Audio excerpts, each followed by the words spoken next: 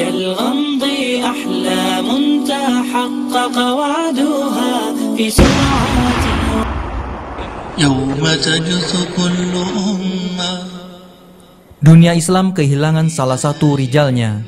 Dialah Mullah Muhammad Umar, pemimpin Taliban. Secara resmi, pihak Taliban mengumumkan bahwa Amirul Mukminin Mullah Muhammad Umar telah wafat pada 2013 silam. 19 tahun memimpin semenjak tahun 1994, Taliban di bawah kepemimpinan Mullah Muhammad Umar mencapai kemajuan luar biasa. 95% wilayah Afghanistan yang dikuasai Taliban diterapkan hukum Islam. Hal ini tentu saja bukan perkara ringan, sebab pada era kepemimpinannya, Taliban juga mendapatkan serangan luar biasa dari Amerika dan sekutunya setelah tragedi 11 September 2011. Kesetiaan Mullah Muhammad Umar tak dapat dibeli apapun jua. Ia dan Taliban lebih memilih kehilangan negara daripada menyerahkan Syekh Usama bin Laden kepada Amerika. Dialah pemimpin yang sederhana. Rumahnya hancur lebur oleh bom, mengakibatkan beberapa orang keluarganya meninggal. Para pejabat Taliban lalu membangunkan sebuah rumah demi keselamatan dirinya di Kandahar. Itu pun hanya hak pakai. Status kepemilikan tetap ada pada Baitul Mal. Mullah Muhammad Umar tetap tak memiliki rumah, apalagi deposito di bank. Kepergiannya membuat sedih bagi yang tahu jasa-jasanya terhadap Islam dan kaum muslimin. Namun, di akhir zaman yang penuh fitnah ini, masih ada saja pihak-pihak tertentu yang terus berpolemik tentang mengapa meninggal 2013, lalu baru diumumkan 2015. Mengapa antara 2 tahun itu ada rilis audio yang diakukan sebagai suara Mullah Muhammad Umar dan Taliban tidak membantahnya? Wawancara kali ini menghadirkan Ustadz Abu Rusdan, pengamat jihad global yang juga pernah hidup di Afghanistan selama jihad melawan Uni Soviet ini, memiliki pandangan tersendiri tentang Taliban, mujahidin Afgan, dan termasuk polemik seputar wafatnya Mullah Muhammad Umar.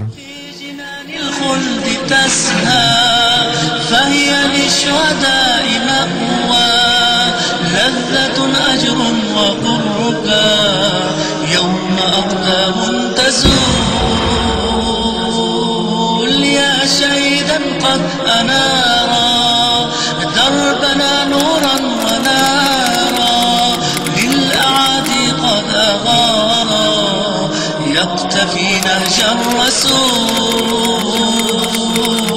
في جنان الخلد تسنى فهي للشهداء مأوى لذة أجر وقربى يوم أقدام. Dalam setiap peristiwa yang berhubungan dengan Islam dan kaum muslimin, khususnya amal jihadi di mana saja, ketika kita berbicara tentang kalimat publik itu selalu ada 2 kategori, yaitu publik yang masuk dalam pikiran musuh dan musuh itu sendiri.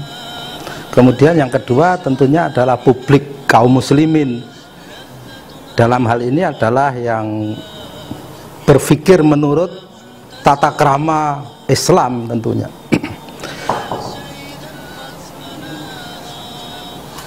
Untuk publik yang sifatnya umum, yang dia memang sejak awal berpihak kepada pikiran musuh, ya sebenarnya kita tidak perlu terlalu peduli dalam satu sisi.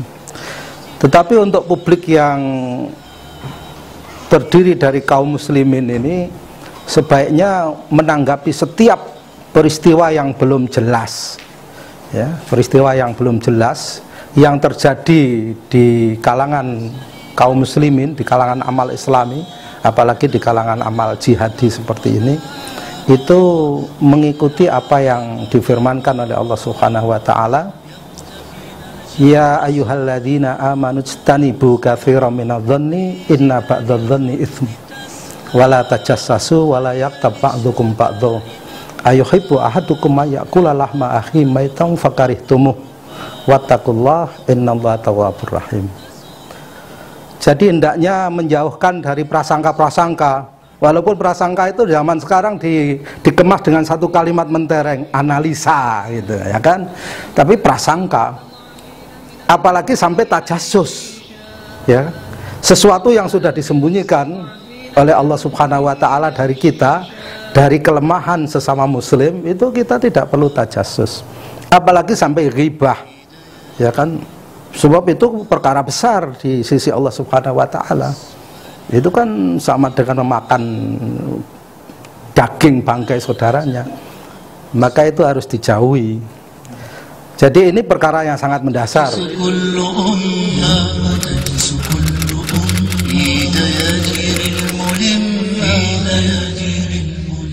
Jadi siapapun di kalangan kaum muslimin, apalagi kalau mengaku sebagai bagian daripada amal jihadi, siapapun dia, bukan hanya kasus gugurnya Mullah Muhammad Umar rahimahullah, moga-moga Allah menerima amalnya, ya, bukan hanya kasus ini saja, semua kasus itu hendaknya yang berhubungan dengan Islam dan kaum muslimin, khususnya jihad dan amal jihadi, harus berprasangka baik, mendoakan kebaikan, memohonkan ampun kalau ada kekurangannya.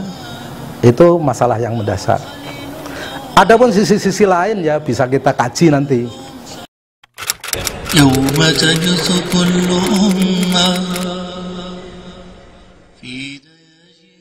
Secara umum begitu.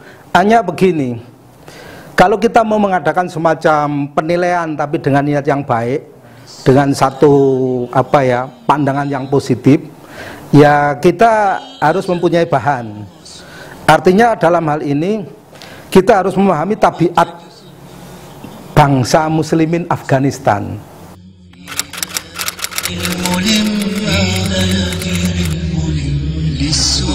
Jadi bangsa muslimin Afghanistan itu dalam urusan ini punya tabiat yang unik. Satu, bangsa muslimin Afghanistan itu tidak suka publikasi. Tetapi di sisi yang lain, bangsa muslimin Afghanistan ini sangat menghargai tamunya. Sementara yang terlibat di dalam jihad Afghanistan hari ini kan bukan hanya bangsa muslimin Afghanistan. Banyak tokoh-tokoh jihad yang tidak bagian daripada bangsa Afghanistan terlibat. Jadi saya melihat begini, katakanlah bahwa Mullah Muhammad Umar ini betul-betul wafat, ya, wafat, moga-moga Allah merahmati, tahun 2013 katakanlah, ya, katakanlah seperti itu. Tidak ada satu kewajiban syar'i apapun untuk mengumumkan kematiannya. Juga tidak ada satu kewajiban syar'i apapun untuk mengumumkan penggantinya. Saya berhusnudzon, andai kata betul berita yang mengatakan bahwa beliau gugur wafat tahun 2013, maka proses yang tidak bertentangan dengan syar'i sudah ditempuh.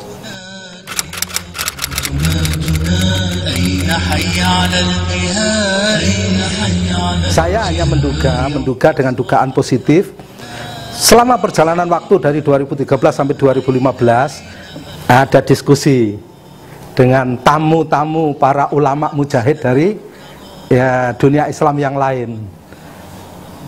Bangsa Afghanistan, penggantinya sendiri atau yang lain, Mullah Akhtar Muhammad Mansur hafizahullah dan orang-orang dekat di sekitar beliau tidak memerlukan publikasi apapun.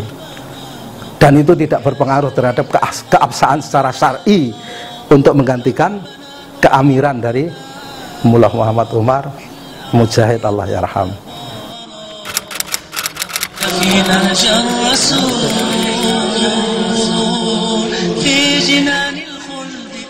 Kalau kita mengatakan sama sekali tidak, itu mungkin ya tidak fitrah, selalu ada, tetapi bahwa intensitasnya itu tidak sampai mengganggu perjalanan jihad yang ada di Afghanistan. Yang jelas saya melihat, apalagi ini adalah bangsa Afghanistan, kaum muslimin Afghanistan dari Kandahar, punya satu karakter yang lebih unik lagi, yaitu satu, tidak suka publikasi, ya. Yang penting bahwa apa yang mereka lakukan itu sudah sesuai dengan tuntunan syariat, selesai. apa yang dikatakan oleh orang lain mereka hampir sama sekali tidak pedulikan. Tetapi kalau kemudian akhir-akhir ada pengumuman, kemudian ada pengumuman ya, ada publikasi, bukan tidak ada penggantian ya. Saya juga yakin bahwa para mujahid, ulama mujahid yang terlibat jihad di Afghanistan, yang dari luar Afghanistan, dari dunia Islam yang lain, termasuk Syekh Ayman Zawahiri, Hafidhullah dan lain-lain, andai kata betul Syekh Mullah Muhammad Umar Hafidhullah rahimahullah ini wafat 2013 dan sudah diganti pada saat itu, beliau ini sudah berbaiat pada waktu pengangkatan Amir baru. Hanya publikasinya baru kita dengar beberapa waktu yang lalu ini. Jadi harus dibedakan antara pelaksanaan secara syar'i dengan publikasi.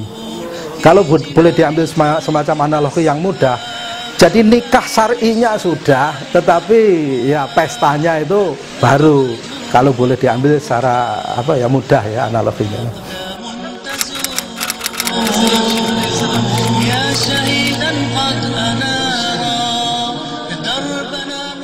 Ya mungkin terlalu jumawa ya kalau kemudian saya berpesan kepada apalagi berpesan kepada Mullah Akhtar Muhammad Mansur Hafidhullah atau mujahid yang ada di sekitarnya, ya mereka beramal jauh lebih baik dari saya ya pada khususnya. Tetapi bagaimanapun juga saya melihat bahwa apa yang ditempuh oleh mujahidin Afghanistan di bawah kepemimpinan Mullah Muhammad Umar Allah yarham ya rahimahullah, ini sudah ada pada jalur yang benar. Jadi ya kalau memang harus berpesan ya itu diteruskan saja dengan sabar ya, dengan bersandar kepada Allah Subhanahu wa taala. Wallahu a'lam bishawab. Fi dayajiril mulimma lis-su'ali 'anil muhimma hal ajabtum rasul يوم تجث كل